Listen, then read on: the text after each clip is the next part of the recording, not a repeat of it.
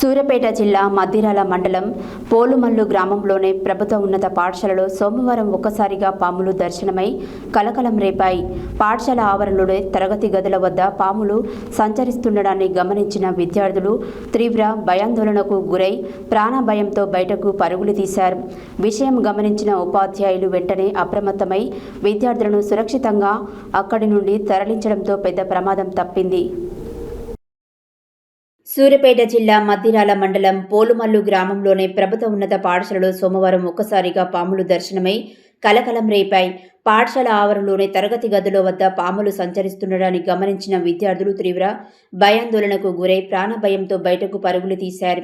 విషయం గమనించిన ఉపాధ్యాయులు వెంటనే అప్రమత్తమై విద్యార్థులను సురక్షితంగా అక్కడి నుండి తరలించడంతో పెద్ద ప్రమాదం తప్పింది.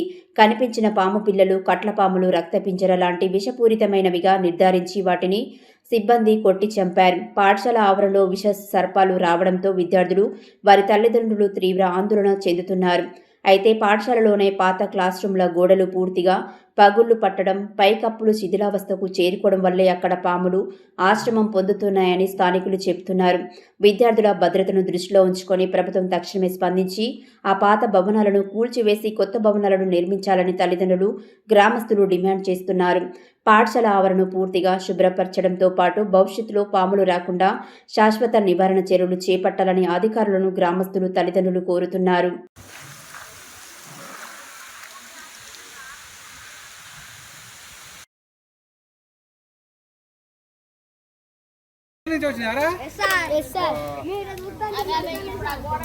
గోడలకి వెళ్ళి వచ్చినాయి, పాత రూమ్ లోకి వెళ్ళి వస్తున్నాయి. పూలగొట్టరు పరిస్థితి. పిల్లగాళ్ళు గడిస్తే బస్తారా సార్? ఈ గడిస్తే బస్తారా? బస్సులు కాదు మనకు.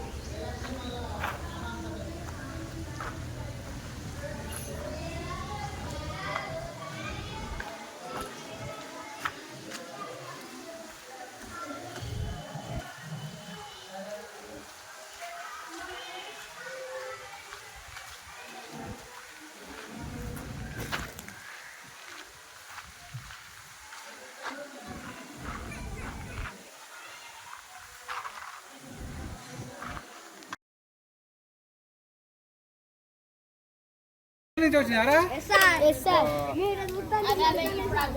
ఆ గోడలకి వెళ్ళే వచ్చినాయి ఆ గోడలకి వెళ్ళే వచ్చినాయి ఆ పాత రూమ్ లోకి వెళ్ళి వస్తున్నాయి అది కూలగొట్టిన కూలగొట్టరు ఇది పరిస్థితి